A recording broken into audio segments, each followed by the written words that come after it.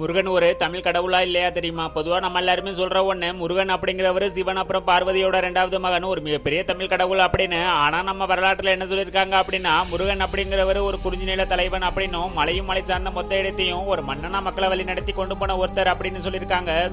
அதுக்கு முன்னாடி யாருக்கெல்லாம் முருகனை பிடிக்குமோ அவங்க எல்லாரும் லைக் பண்ணுங்க. அதோட முருகனை தமிழ் கடவுள்னு சொல்றவங்க ரெட் கலர் ஹார்ட்டை கமெண்ட்ல போடுங்க.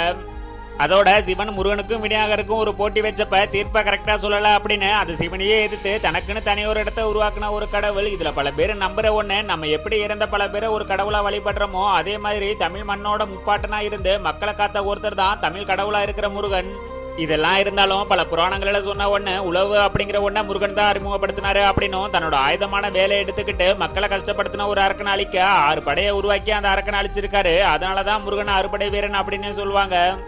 இப்படிப்பட்ட உன்னை பத்தி பல முனிவர்களும் சித்தர்களும் என்ன சொல்லியிருக்காங்க அப்படின்னா, குன்று இருக்கும் இடமெல்லாம் குமரன் இருப்பான் அப்படின்னு சொன்னதோட பல நூல்களையும் முருகன் ஒரு தமிழ் கடவுள் தான் சொல்லியிருக்காங்க.